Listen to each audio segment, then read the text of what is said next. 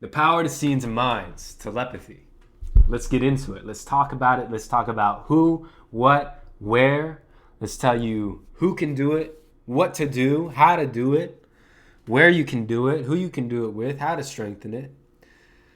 I'm going to be running down a little bit of my experience with telepathy, and then I'm going to be going through some notes that I took. I'm prepared. I'm super prepared for this video. I made some notes. I have some answers to some questions that I've written down on some other pages of this notebook. So I got a lot going on. We got a lot going on. Let's start out with where I started my journey with telepathy. It started in a barn. Okay, I had invited a couple of my buddies over.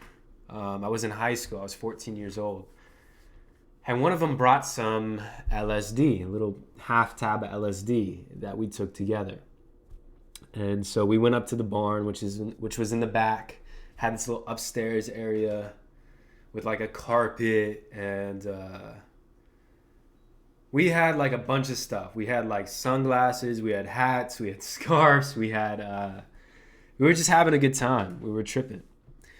And it was the first time I had ever tripped. And all of these things started to happen on the come up and during my process. And one of the things that was happening was I was having these conversations with these buddies of mine.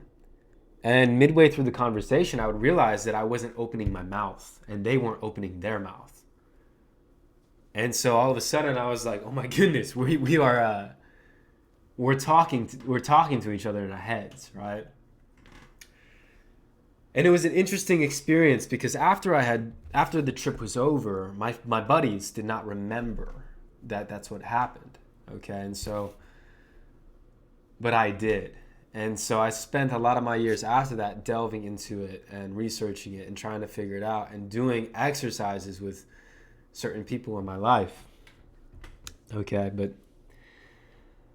that's where I came across it. And in the past 9 years, this is what I've learned about telepathy. So let's break down the etymology first of all. So tele means at a distance. Pathy means to denote feelings. So like empathy, sympathy, telepathy. So it's denoting feelings at a distance. That's what it is, okay? And who can do it? How do you know that you have the ability to be telepathic? Let's get that out of the way. If you are a human being with consciousness on this planet, you can use telepathic ability, okay? It is an ability that all of us do have, okay? Not just a select few, not just people with psychic abilities or whatever. Anyone and everyone can speak and can, or not just speak, but send messages at distances, okay? Everyone can do this. Anybody that you know or know of who's told you that they couldn't do this, they can. But okay, I'm not going to convince you. Let's get into it. Okay. So short distance telepathy is sort of like psychic energy. Short distance telepathy is picking up on the same things as somebody else who's inside of the room with you. Like short distance telepathy is they're in the room with you. You can see them in the physical world, okay? If you can see somebody in the physical world, you've already matched with them vibrationally way before you got to meet them in the physical world, okay? So part of one of the requirements for sending a telepathic message or receiving a telepathic communication is being a vibrational match to whatever it is you're receiving from, right? Or whatever it is you're choosing to put your attention on, which is going to allow you to receive from that thing. Now, you don't actually have to be a vibrational match to that person. If you put your attention on someone and you're at a low vibration, you're going to pick up at the lower vibrational version of them. If you tune into somebody and you're at a higher vibration than them, you're going to pick up at a higher vibrational version than them. And this was in some of the questions earlier. It's like, so when I'm at a negative vibration and I pick up on negative thoughts from another person, right? It's like, yes, you're picking up on the fact that they're at that vibration, but you're also at that vibration yourself. If you weren't at that vibration, you wouldn't be picking up on those vibrational thoughts. Okay? And and this is also, it also works all the way into the manifested form where people can't even come into your vicinity without being a vibrational match to you. Okay? And it's the same thing, or sort of the same thing with telepathy. It's just before it has been made manifest.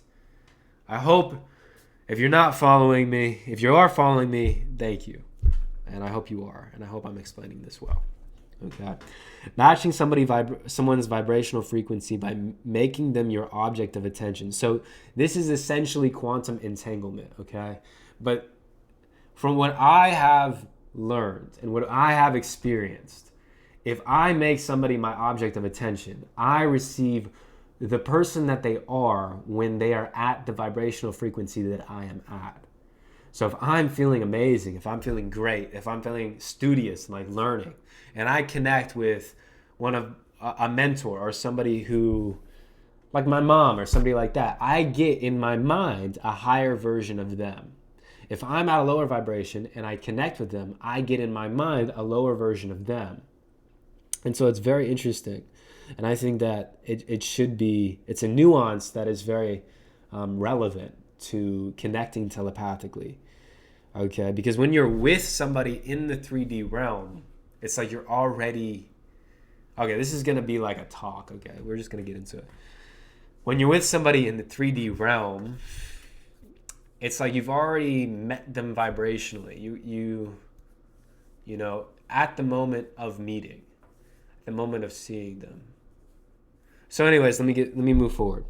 Feeling something and then making someone your object of attention. So basically raising your vibration, getting into a good feeling place, and then making someone your object of attention or something. And then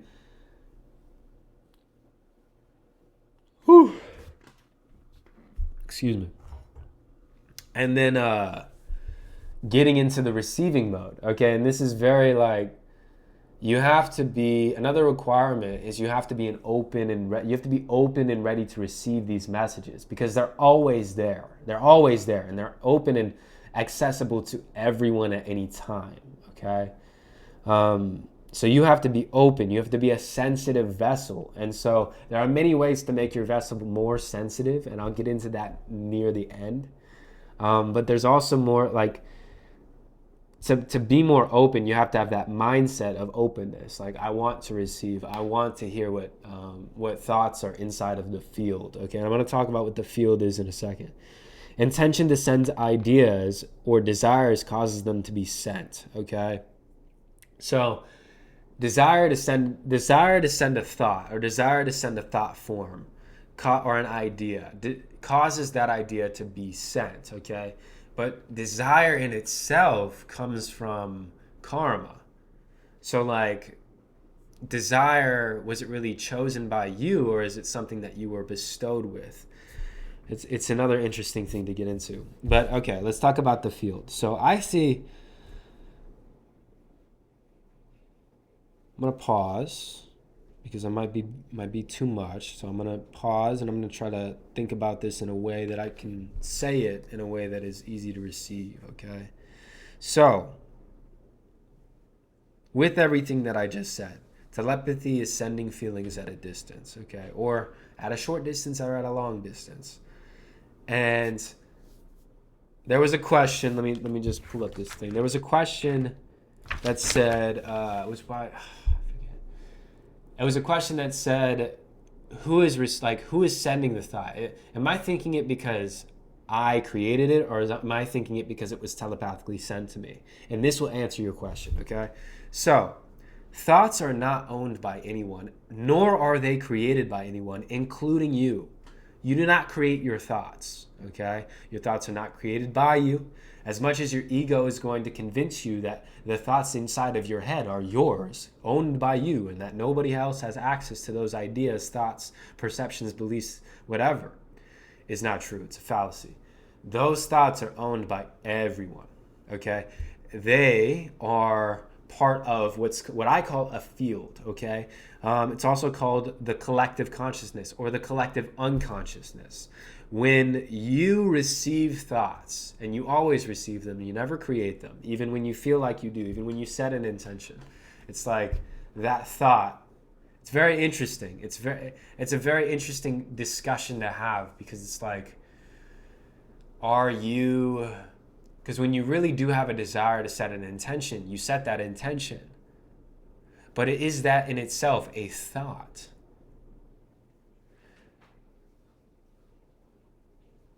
But oh no, okay, there it is. So instead of setting intentions with your thoughts, you want to set intentions vibrationally.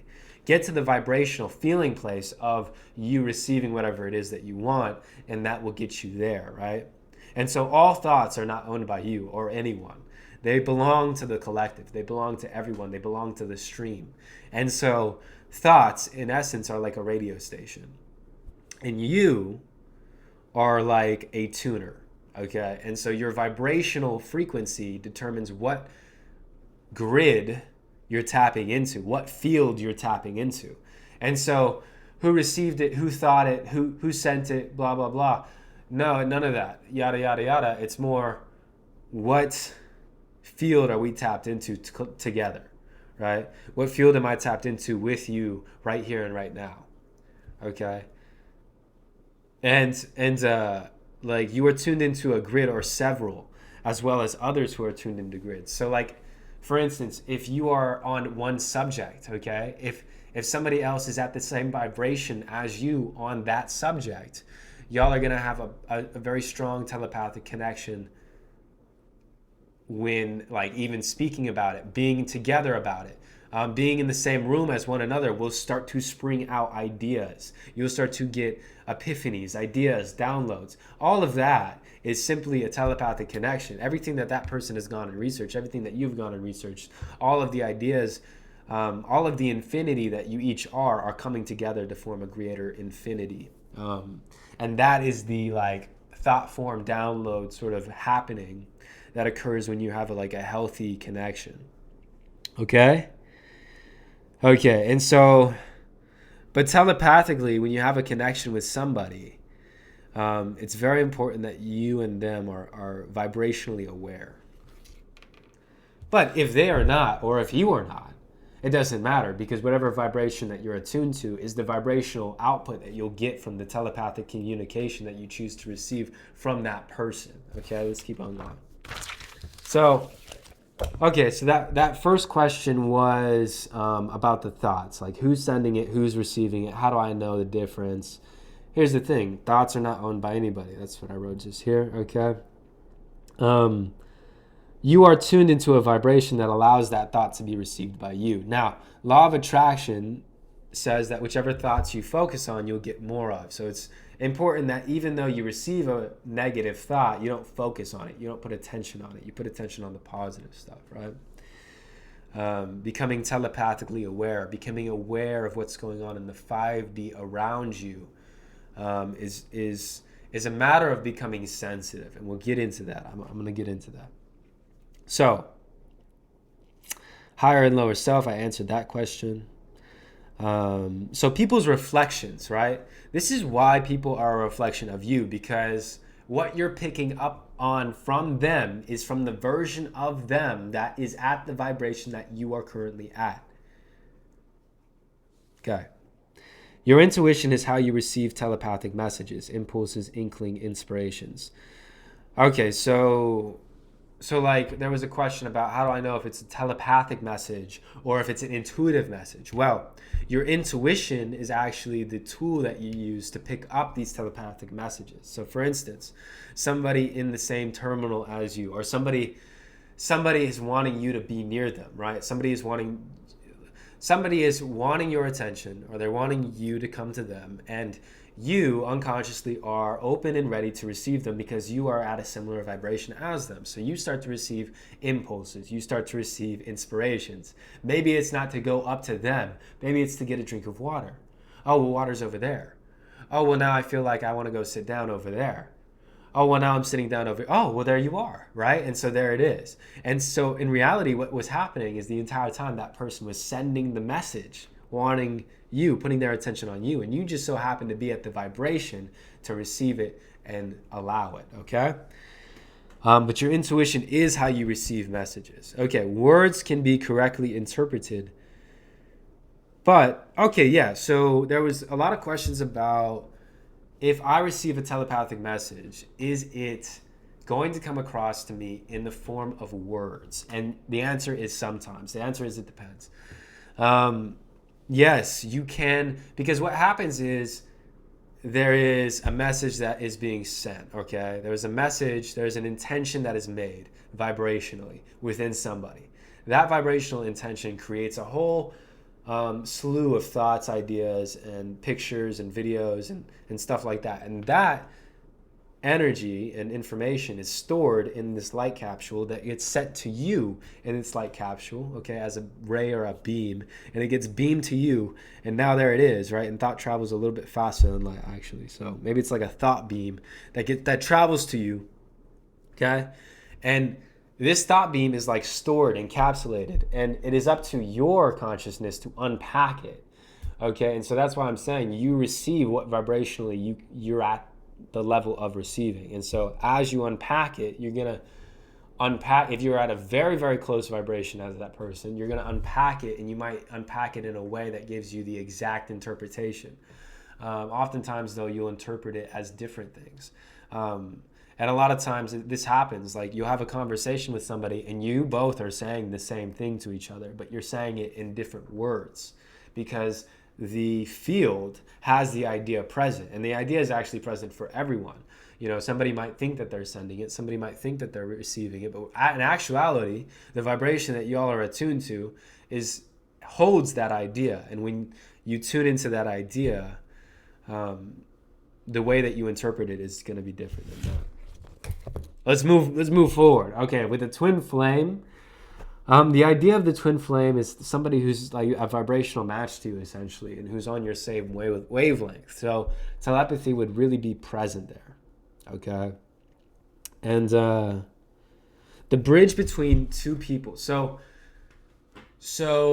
picking up telepathically stuff is essentially what a psychic does, right? So when you're in a room with somebody and you pick up on thoughts and you pick up on feelings, you're doing it based off of your vibration, yes, right?